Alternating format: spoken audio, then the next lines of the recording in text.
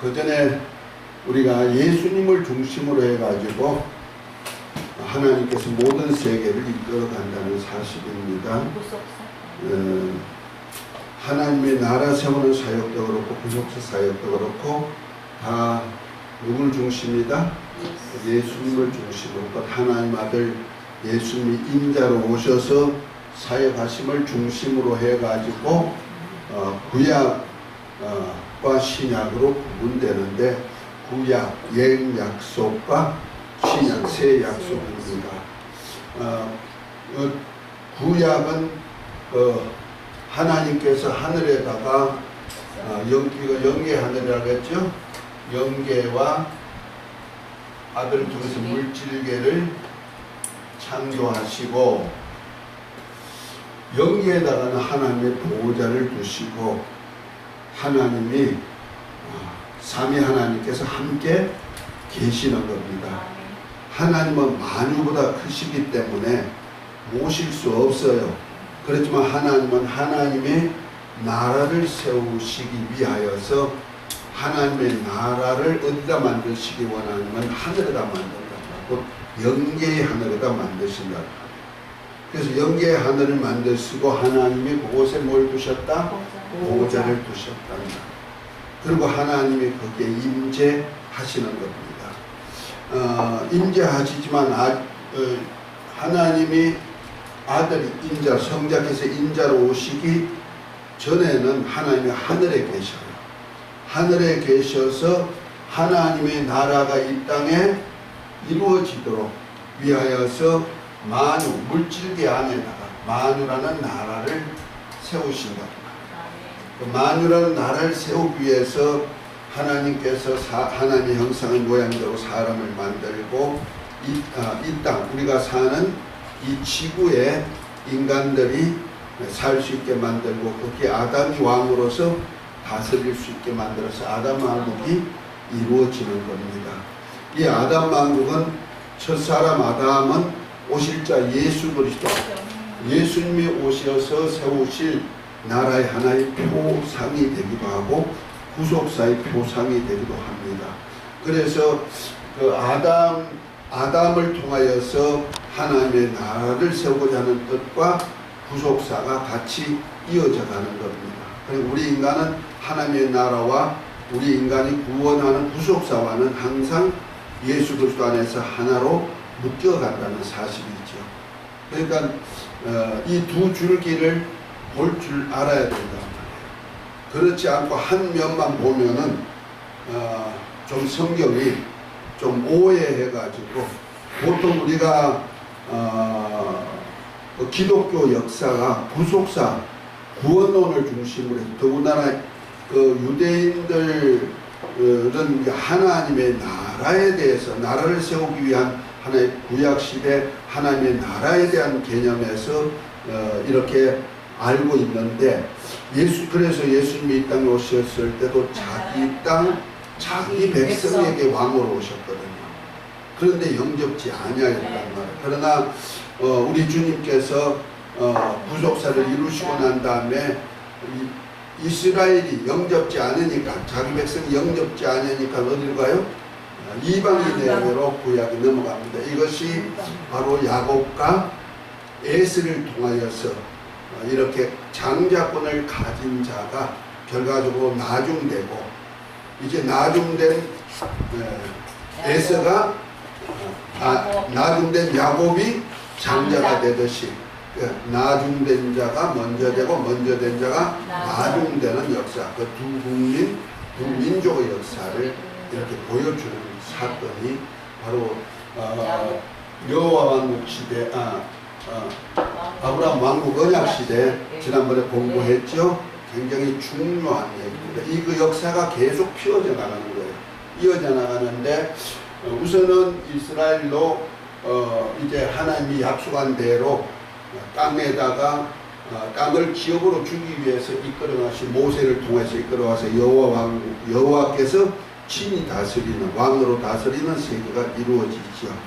그 다스리는데 어디 오셔서 다스리냐면은 그가 하늘에 계시지만 여호와의 사자를 통하여서 이 땅에 성막을 만들어 하늘에 있는 하나님의 그 나라 성전을 비유해서 이 땅에다 여호와 왕국 시대는 성막을 만들어 가지고 성막에 하나님의 임재를 비유하고 하나님의 임재하심 중심으로 해가지고 이스라엘 12지파가 진을 치고 같이 행군하고 하면서 약속의 땅까지 갔던 모습을 이렇게 성교 출애굽기를 통해서 보여주고 있죠.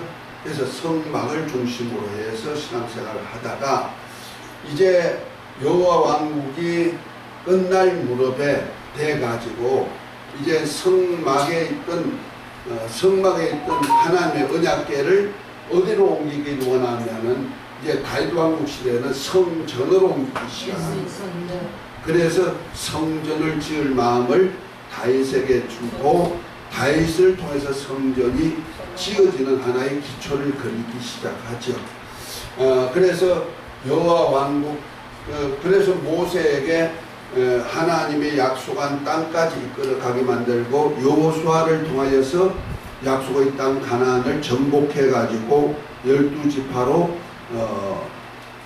요단강을 중심으로 해서 동쪽 세 지파 반, 두 지파 반, 그 다음에 서쪽 8지파 반이 이렇게 정착하도록 이렇게 만든 거예요. 그래서 그 지역을 중심으로 해서 하나님이 다스리는데 사사기를 통하여서 하나님께서는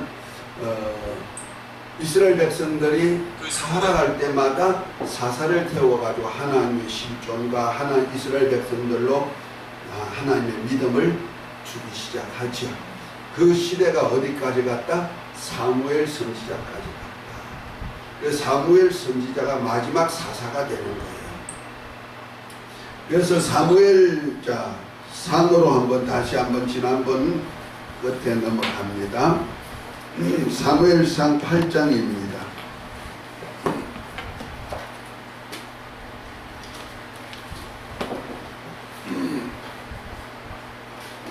8장 4절에 보면 이렇게 말합니다. 이스라엘 모든 장로가 모여 라마에 있는 사무엘에게 나가서 그에게 이르되 보소서 당신은 늙고 당신의 아들들은 당신의 행위에 따르지 아니하니 열방과 같이 우리에게 왕을 세워 우리를 다스리게 하소서 한지라.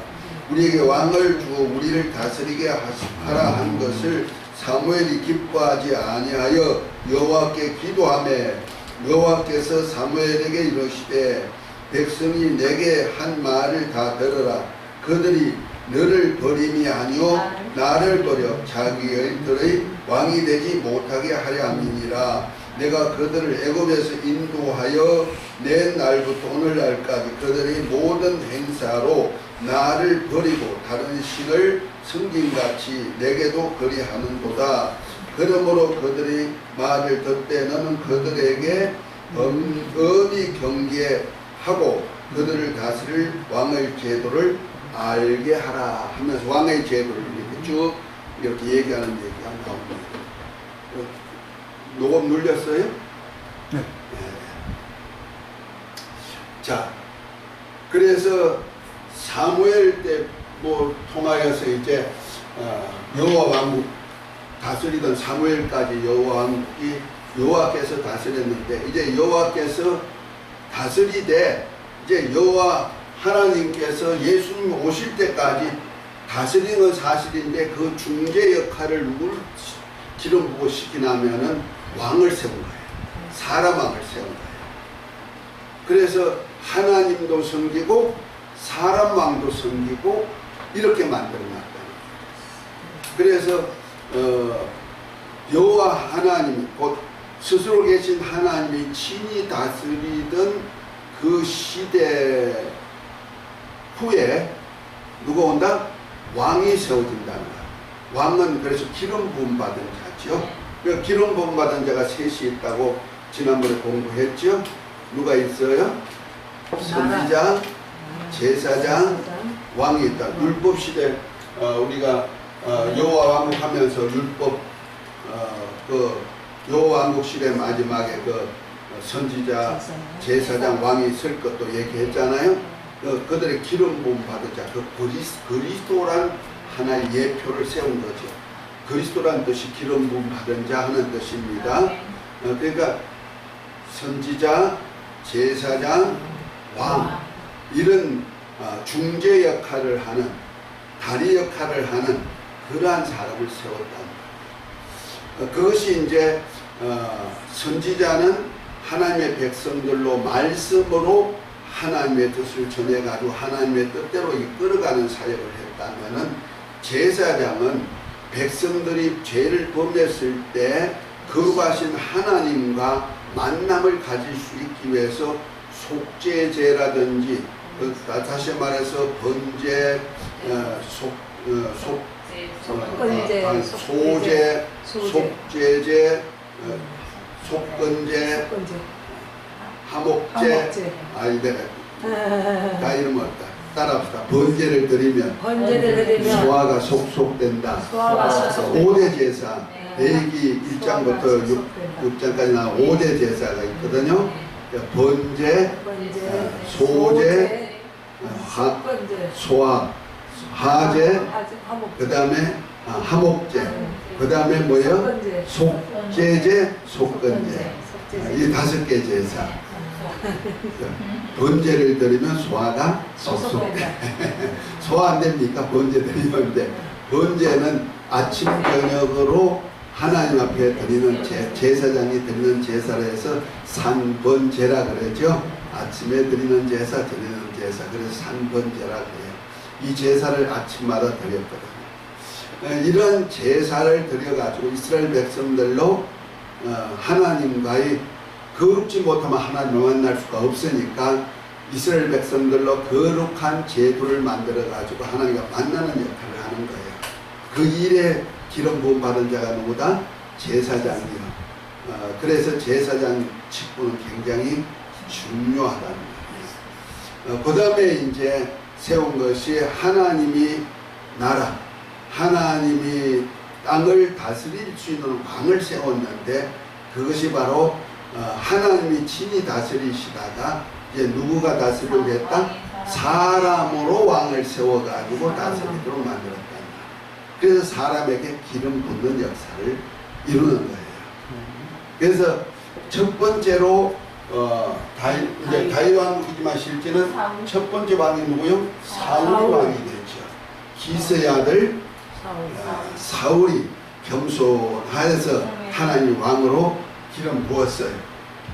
그런데 사울이 왕으로서 쭉 이어가지고 40년을 사역을 했습니다마는, 우리 거기 책 한번 봅니다.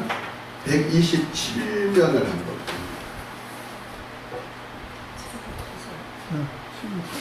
그 보면 표가 나오죠. 127면.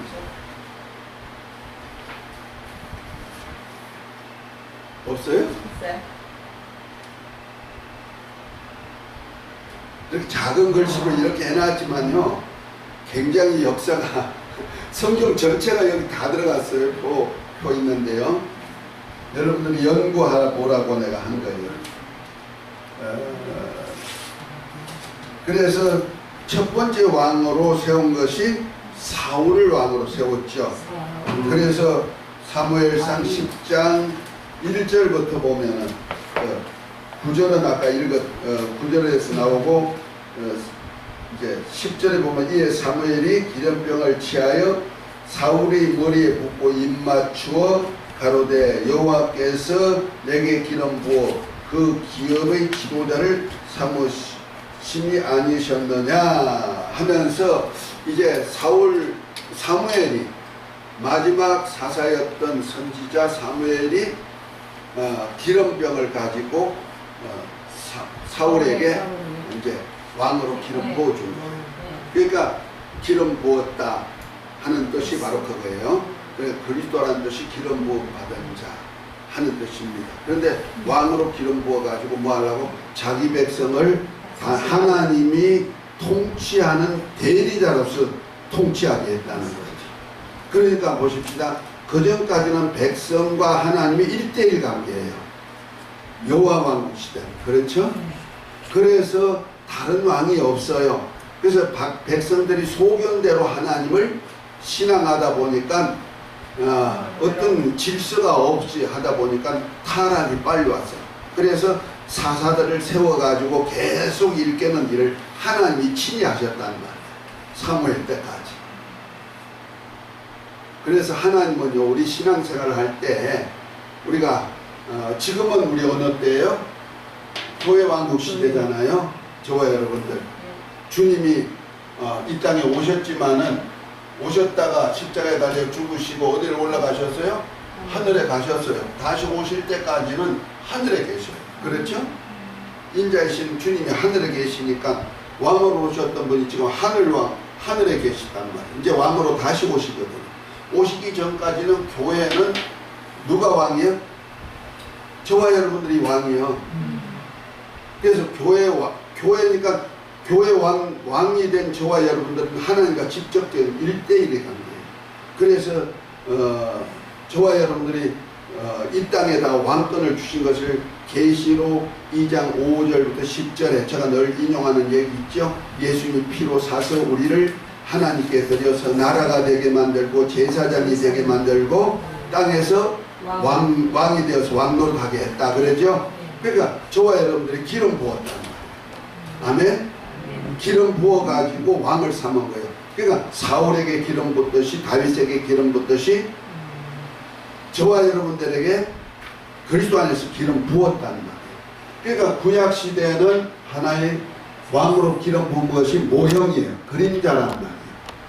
그런데 저와 여러분들에게 기름 부은 건 뭐예요? 실상이에요. 그러니까 왕으로 세우셨을 때는 이제는 왕으로 세우기 전에 하나님은 백성과 1대1의 관계였지만은 이제 왕이 세워지면서부터 왕이 하나님의 백성을 다스리는 거예요. 그러니까 백성이 잘못이 있다 할지라도 왕에게 문책 들어가고 백성이 신앙생활 잘하면 왕이 축복을 받는 거예요. 그래서 왕위를 세우기도 하고 폐하기도 하고 그렇게 하는데 왕이 하나님과의 관계에서 신앙이 어떻게 되나에 따라 가지고 그 나라가 잘 되기도 하고 잘못되기도 합니다. 그래서 이제 사울이 왕이 되고 난 다음에 항상 블레셋과 아말렉과 이런 전쟁이 계속 이스라엘 속에서 일어나기 시작하는 겁니다. 그런데 사울이 왕이 되고 난 다음에 두 가지 죄를 범해요. 하나는 예배에 대한 죄, 하나는 말씀에 불순종하는 죄. 두 가지 죄를 짓는데요. 어디에 보면 있나 하면은 사무엘상 13장을 한번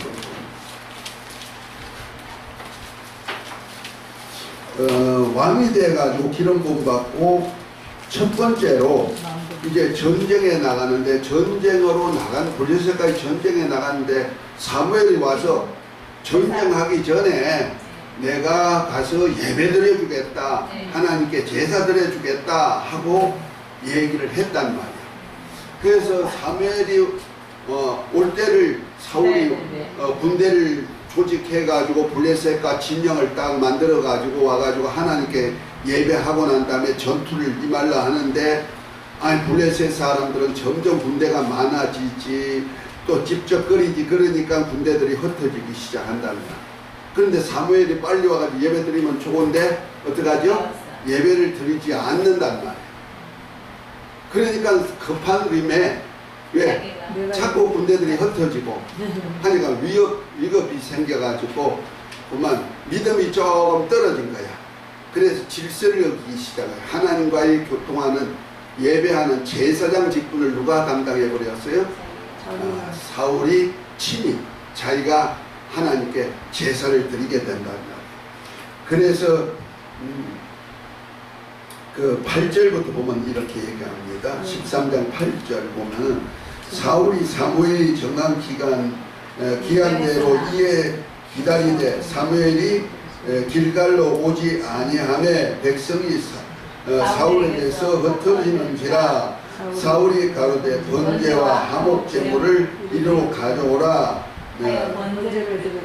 번제를 드렸더니 번제 드리기를 필하자 사무엘이 온지라 사울이 나가 맞으려 문안하매 사울이 가로되 왕이 행한 것이 무엇이뇨 사울이 가로되 백성은 나에게서 흩어지고 당신은 정한 날 안에 오지 아니하고 블레셋 사람은 믹마스에 모였음을 내가 보았으므로 이에 내가 이러기를 블레셋 사람은 나를 치려 길갈로 내려오겠거늘 내가 여호와께 은혜를 간구치 못하였다 하고 부득이 하여 번제를 드렸나이다 하고 얘기했죠. 급한 김에 제사는 제사장이 드려야 되는데 왕이 자기 월권을 했단 말이에요. 그러므로 인해 가지고 어떻게 됐다? 13절에 사무엘이 사백이 되되 왕이 망령 때에 행하였도다 왕의 하나님 여호와께서 왕에게 명하신 명령을 지키지 아니하였도다. 그리하였다면 여호와께서 이스라엘 위에 왕의 나라를 영영히 세우셨을 것이오늘 지금은 왕의 나라가 길지 못할 것이라 여호와께서 왕에게 명하신 바를 왕이 지키지 아니하였으므로 여호와께서 그의 마음에 맞는 사람을 구하여 그 백성의 지도자를 삼으셨느니라 이렇게 말씀합니다. 결과적으로 먼저는 뭐 있어야 된다?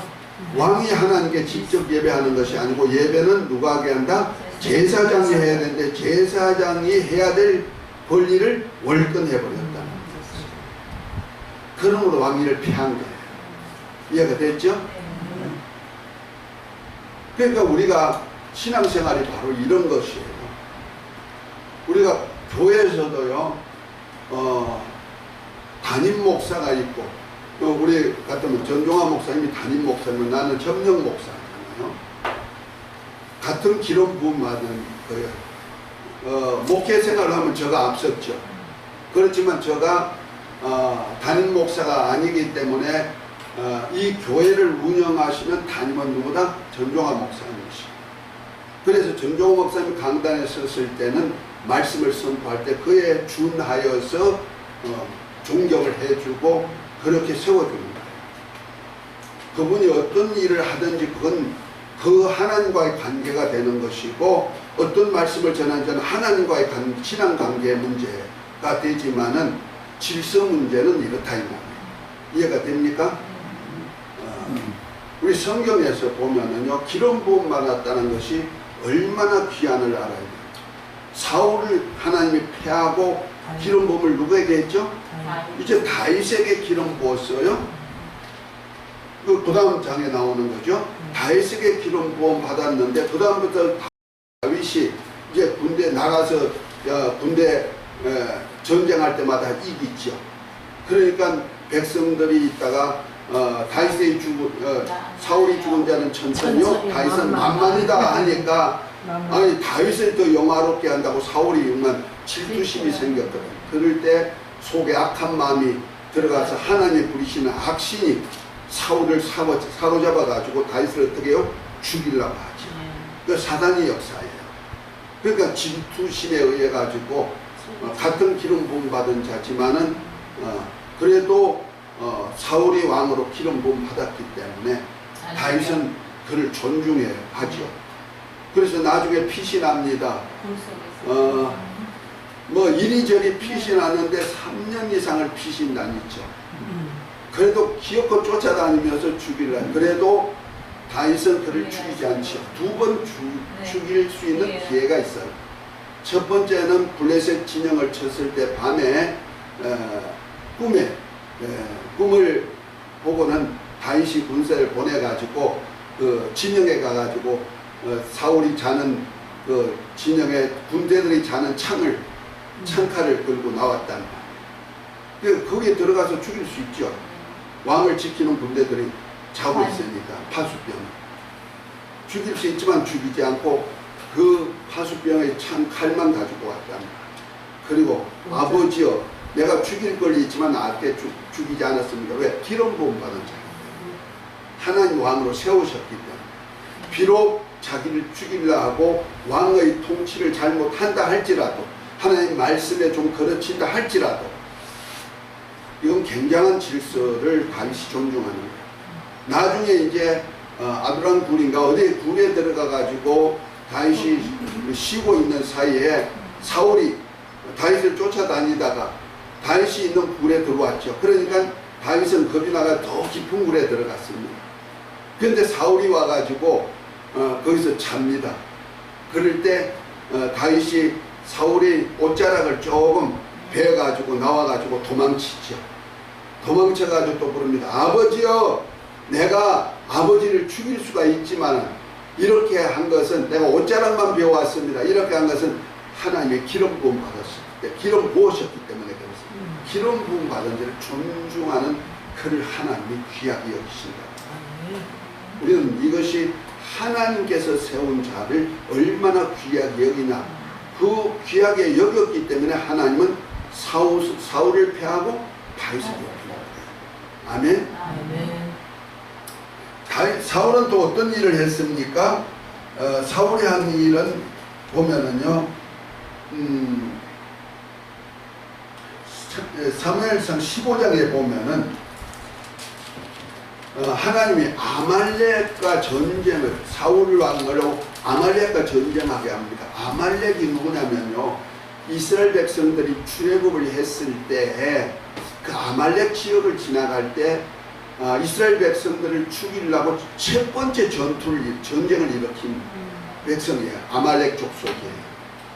그래서 하나님께서 여호수아를 군대를 이제 아직까지 훈련되지 않지만은 여호수아를 중심으로 해서 아말렉과 전쟁하게 하고, 모세는 지팡이를 잡고 그 산에 올라가 가지고 아론과 훌이 같이 손을 들고 기도하는 장면이 나오죠.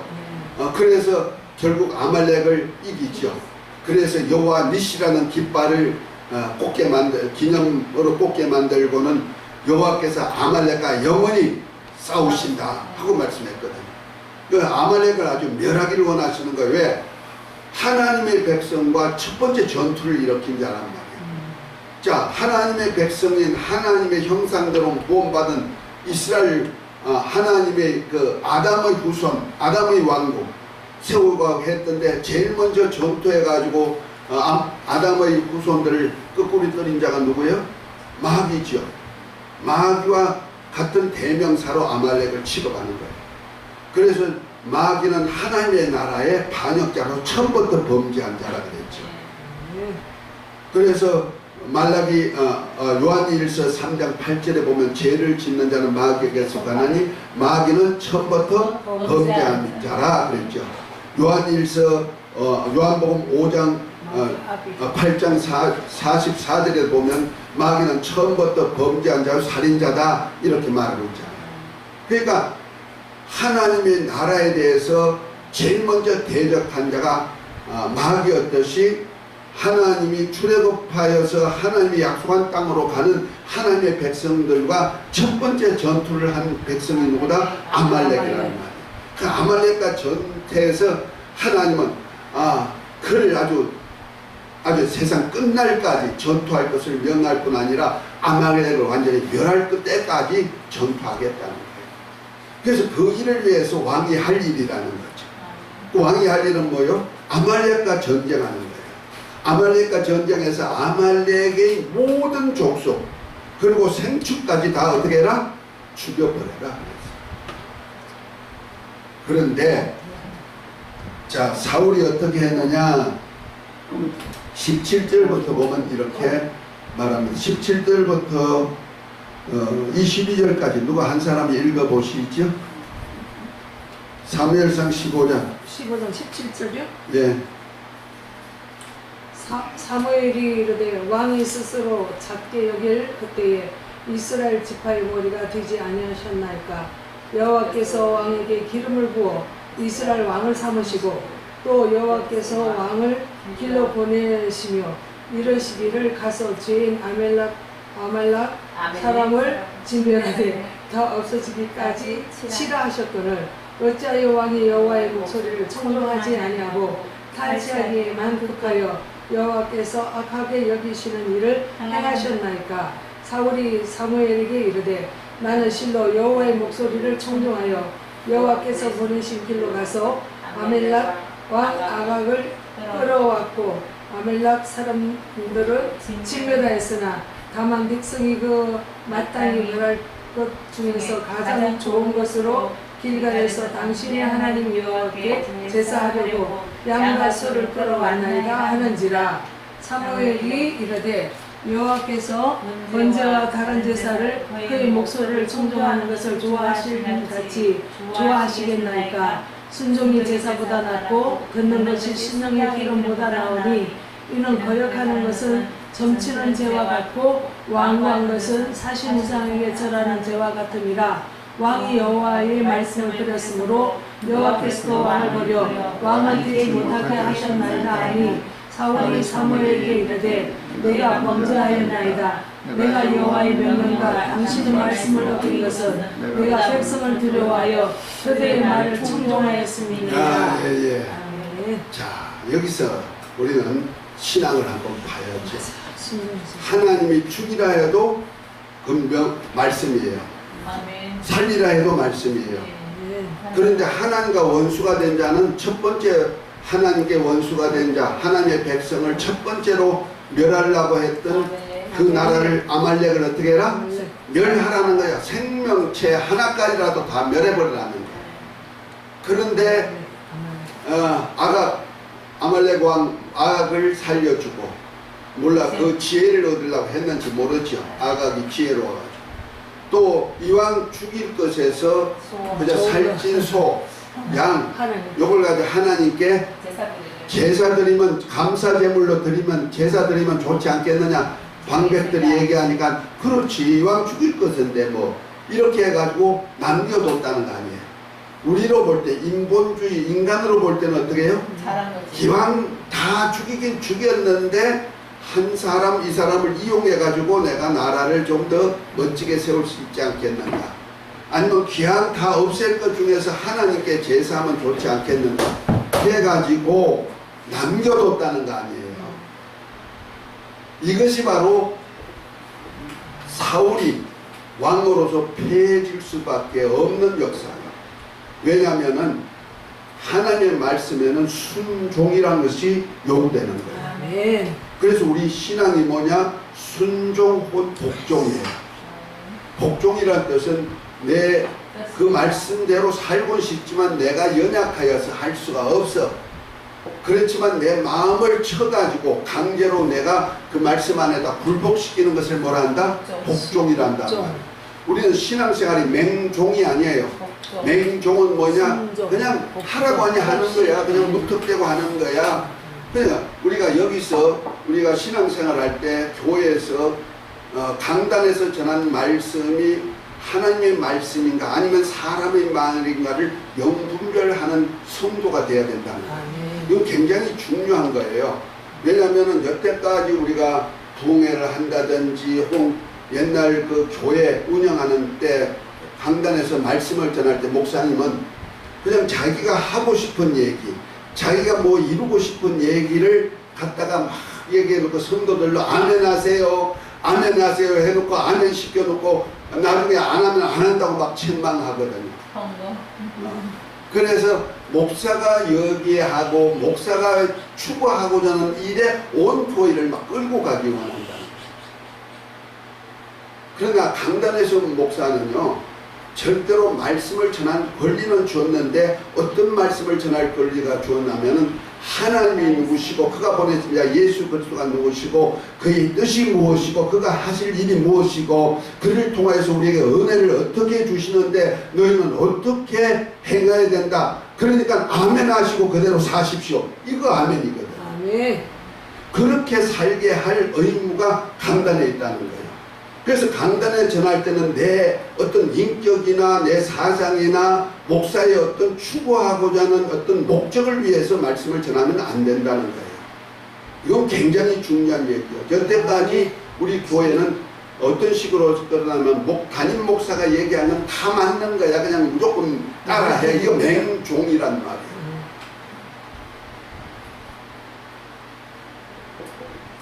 그런데 하나님의 말씀은 절대 불변한 말씀이요. 그것이 명령이요. 명령이 영생이에요. 아멘. 내게 아말렉과는 원수지간이니까 원수는 완전히 멸해라. 생명이 하나도 없도록 멸해라 했으면 그렇게 해야 된다. 저와 여러분들 우리 원수가 누구예요? 마귀와 그 사자들이잖아요. 악한 영들이잖아요. 그건 어떻게 해야 돼요? 대적해야 되고 쫓아내야 되고 할렐루야. 그들이 하는 일을 멸하는 일을 해야 된다는 말이에요. 하나님 아들과 같이. 그런데 적당히 타협해. 그 귀신에게 절하는 것은 하나님과 안 된다고 했는데도 절하면서 제사 지낼 때 절하면서 하나님 아시죠? 그렇게까지 한다면 어떻게 되느냐 이 말이에요. 안 되잖아요. 타협이잖아요. 우리 한국교회 어떤 목사가 그런 얘기까지 했잖아요. 하도 핍박 많으니까 어떻게 해요? 추석에 제사하러 가야 되는데요. 그래요.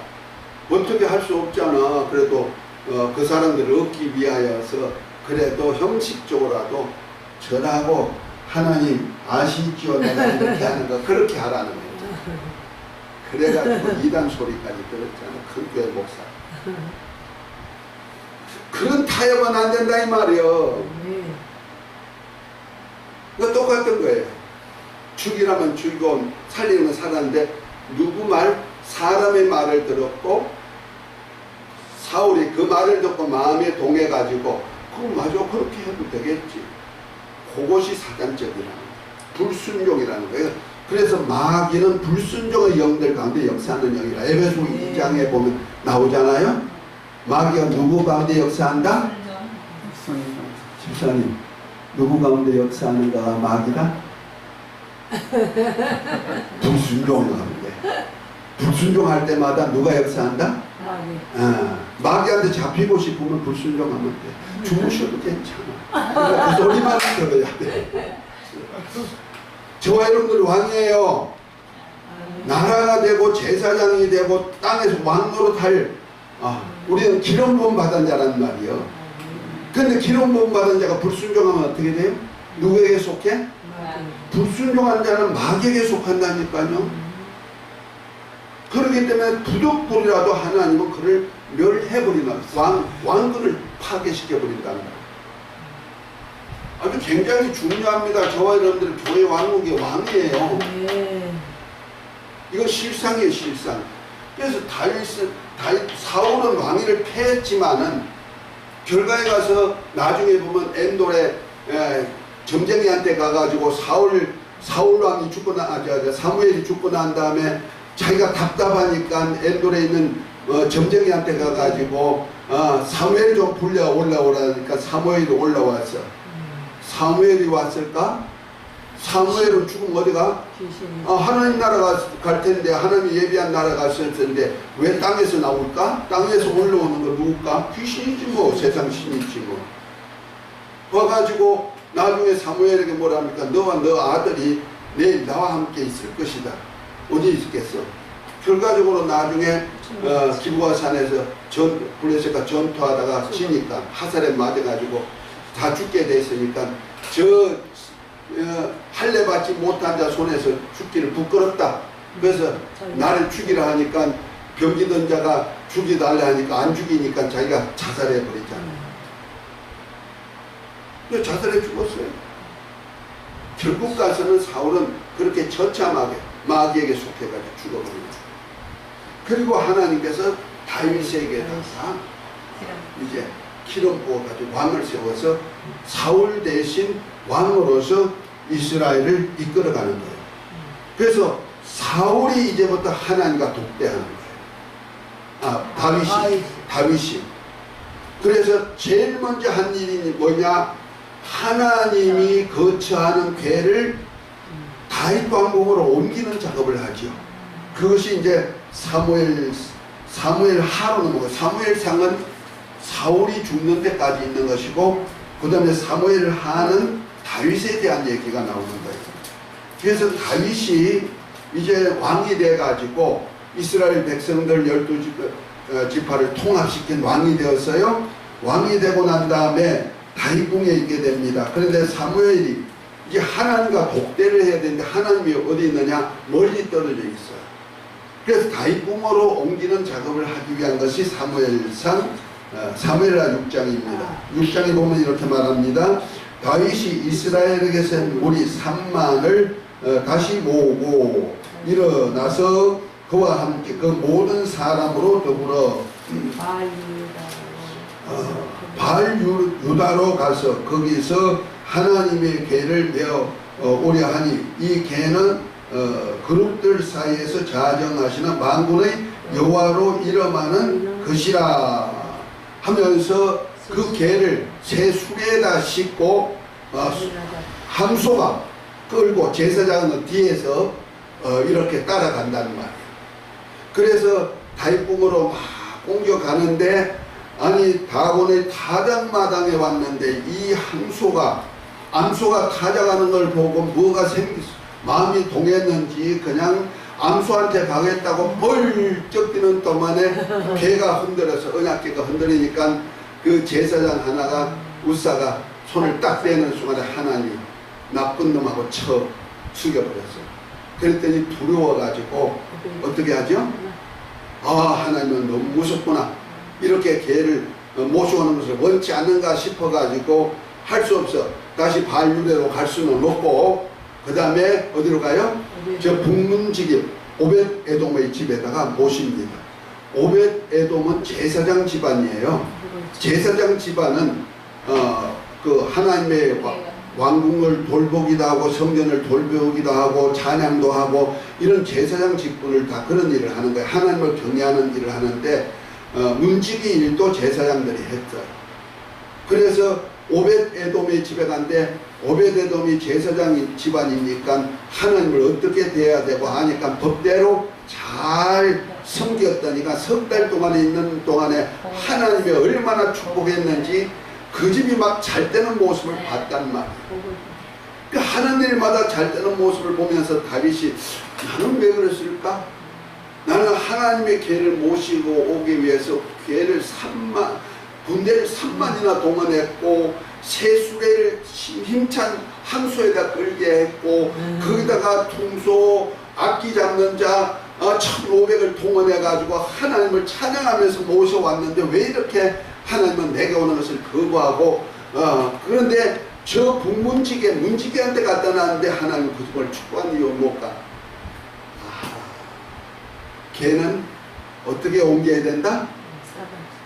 제사장이 채를 깨가지고 매야 되는구나.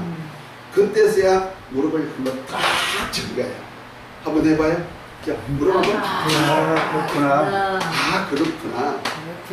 잠깨라고 하는 거야. 세게 한번 자 그렇구나. 그래서 제사장을 세워가지고 이제 오벳 에돔에 있는 궤를 메고 옵니다.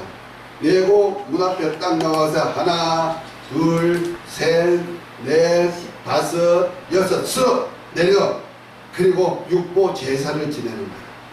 그리고 메고 다윗궁까지 오는 거야. 그 오면서 막 춤을 추죠. 그 시온산에 있는 다윗궁. 그러다 보니까 그때 아마 옷이 지금처럼 이런 바지가 아니었던 것 같아. 스커트, 미니 스커트 같은 아마 군대니까 미니 스커트 같은 철갑을 입었는지 모르겠습니다. 어쨌든 그 옷을 입고 사람들 앞에서 할렐루야 할렐루야 하고 오다 보니까 무엇이 보였는 것 같아. 그랬더니 마누라 미갈이 있다가 아이고 왕이 주책이요 그러면서 아주 무시해 버리는 그런 일도 일어났잖아요. 네, 그렇게 모셔갔는데 이것이 육보 제사라는 것이 굉장히 우리나라도요 그런 문화가 있어요. 요즘은 뭐 장례 할 때 그냥 이렇게 장례 예식장에서 하지만 옛날엔 집에서 다 장례를 준비했잖아요. 나중에 이제 발이 납니다. 발이 날 때 어떻게 합니까? 집안에서 제사하고 나가죠. 문 밖에 나가가지고 마당에다 딱 놔두고 마당에서 제사해요. 그거 바로 육보 제사예요. 그리고 메고 어디 갑니까? 문 앞에 나가면서 바가지 하나 걷으면 앞서간 사람 바가지를 팍 끼고 나가지. 이제 밥 다 먹었어. 이제 밥 다 먹었어. 육보 제사 후에 나가는 역사가 바로 그런 제사. 하나님이 우리나라는 참 제사장 집안으로 만들어난 거 아닌가 싶을 정도로 우리 문화가 그런 문화는. 그래서 다윗이 왕이 돼가지고 하나님을 모십니다. 그러니까 하나님을 모셔놨는데 나는 이 궁궐에 있는데 백악모 궁궐에서 향기 좋은 곳에 있는데 하나님은 천막 속에 있단 말이에요. 그러니까 내가 어떻게 하겠다? 하나님이 갈 집을 좀 지어보겠다. 마음 먹고는 준비를 합니다. 그리고는 하나님 내 집을 지을게 하고는 집질 준비를 했는데 그것이 지난번에 사무엘하 8장에 넘어가죠.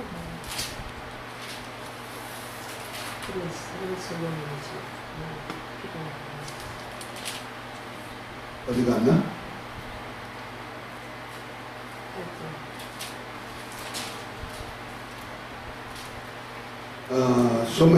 사무엘 7장이네요. 죄송합니다.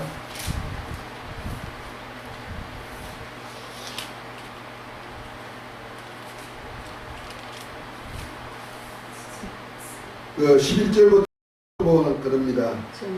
전에 내가 사사를 명한 내 백성 이스라엘 다스릴 때와 같이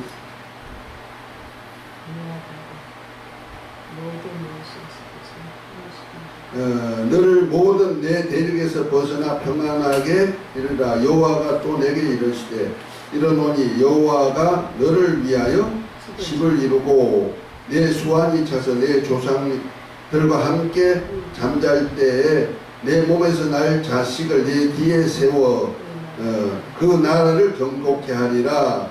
저는 내 이름을 위하여 집을 건축할 것이요 나는 그 나라의 위를 영원히 경고케 하리라. 나는 그의 아비가 되고 그는 내 아들이 되리니 저가 만일 죄를 범하면 내가 사람의 막대기와 인생 채찍으로 징계하려니와 내가 내 앞에서 패한 사울에게서 내 은총을 빼앗은 것 같이 그에게서는 빼앗지 아니하리라. 내 집과 내 나라가 내 앞에서 영원히 보존되고 내 위가 영영히 경고하리라 하셨다 하라. 나단이 이 모든 말씀과 이 모든 묵시대로 다윗에게 관이라 그랬죠.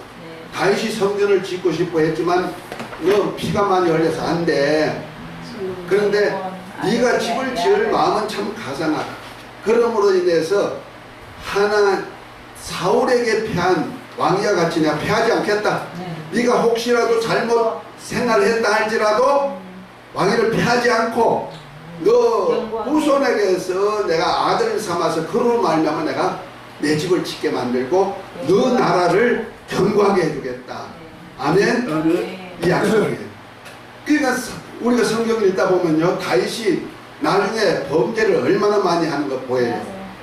그래도 하나님 패하지 않아. 다윗은요 사울 딸 미갈과 처녀와 결혼한 그 외에는 전부 다 가부들 하고 말 안 한다고 남편을 죽여가지고 죽여가지고라도 아내를 삼아가지고 한단 말. 그래서 얻은 것이 뭐요? 남의 아내를 갖다가 내 아내 만들라고 남편을 전쟁터에 가서 죽여버리고 그 아내를 얻은 것이 누구요? 솔로몬이에요. 미갈을 통해서 솔로몬이 나오고 솔로몬이 왕으로 삼는 역사가 있잖아요.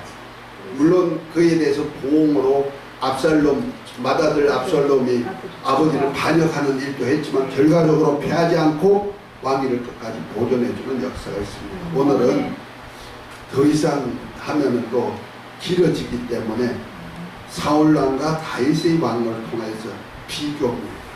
그래서 우리가 여기서 볼 수 있는 것은 하나님은 하나님의 나라, 하나님의 집을 세우려고 하지 않은 다윗은 어떻게 된다? 그가 비록 사울보다 더 나쁜 짓을 했다 할지라도 하나님은 그를 패했다? 패하지 않는다. 우리 여기서 볼 수가 있어야 되는 것이 바로 이겁니다. 우리는 하나님의 나라와 하나님의 집을 세우기 위하여서 하는 사역은요 하나님이 얼마나 기뻐하는지 우리를 멸하지 않는다는 거죠. 특별히 저와 여러분들 예수 그리스도가 이 땅에 오신 이유가 뭡니까? 하나님의 나라의 복음을 전해가지고 하나님의 나라가 여기에 임하도록 많은 역사를 하게 하시잖아요. 아멘.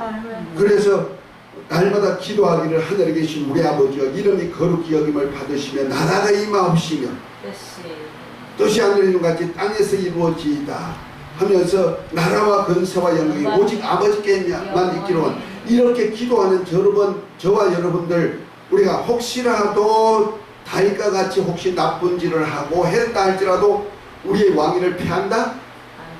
우리가 받을 왕위를 피하겠다? 안 하겠다는 거예요. 자, 우리가 교회라는 하나님의 집을 만드는 저와 여러분들의 사역입니다. 아멘. 성도란 뜻이 뭡니까? 교회를 세우는 봉사꾼이란 뜻입니다. 그래서 에베소 4장 11절부터 보면 예수님께서 교회를 위해서 지금을 주었는데 사도, 선지자, 복음 전하는 자, 목사, 교사 이런 것을 두었는데 이렇게 둔 이유가 뭐냐? 성도를 온전케 하며 봉사일을 통해서 하나님의 교회를 세우려 하십니다. 아멘. 하나님의 교회를 세우는 봉사사역을 하는 저와 여러분들 혹시라도 하나님의 집이란 말이에요. 이 교회는. 그래서 교회가 뭐냐? 음부의 권세가 이기지 못한 교회를 세우는데 이 교회에다가 천국 열쇠를 줘가지고 하늘과 땅이 함께 맞닿게 했는데 그것이 하늘에 있는 새 예루살렘이랍니다. 아멘. 그래서 교회를 신부라고 말한 거예요. 곧 어린 양의 아내라는 것입니다. 아멘. 그래서 어린 양의 아내를 보여줄 때 어디에요? 하늘에 있는 새 예루살렘을 보여주죠. 그것이 계시록 21장 1절부터 9절에 나오지 않습니까? 그러니까 하늘에 있는 예루살렘을 세우는 사역이 교회가 하는 거예요. 이것이 사도들의 터 위에다가 12보석의 소색인 12사도의 터 위에다가 우리 성도들이 교회를 세워간다는 거예요. 이것이 바로 새 예루살렘 성이 되는 거예요. 할렐루야. 이렇게 하나님 아버지 집을 세운다는 말이에요. 이 집을 세우는 이들은 혹시라도 우리가 범죄할지라도 혹시라도 그래서는 안 될지라도 그 내 죄악을 덮으려고 치사스럽게 내 죄악을 덮으려고 충신 우리아를 죽이듯이 그러한 혹시라도 일을 했다 할지라도 하나님 어떻게 해요? 왕위를 피하지 아니하시고 우리 굉장히 중요한 약속이 있습니다. 그래서 저와 여러분들 지금 예수님 피로 사가지고 하나님의 나라도 되고 제사장도 되고 땅에서 왕이 되어가지고 지금 교회 왕국에서 살고 있는 실상입니다. 아멘. 그래서 우리가 잘못했을 때 다만 사울은 자기가 잘못한 것에 대해서는 철저하게 회개하는 역사가 있고 회개할 때마다 하나님을 돌려주는 역사가 있어요.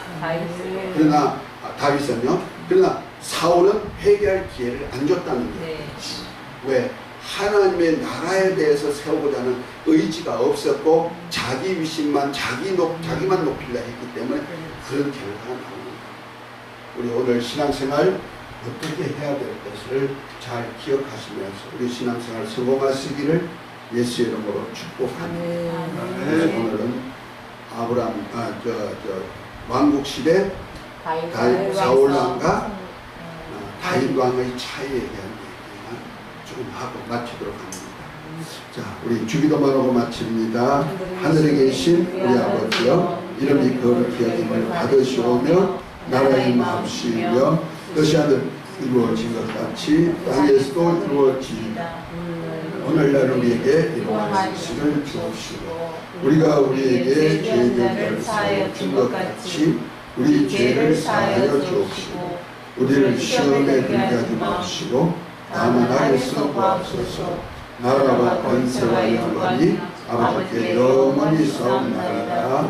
아멘. 할렐루야.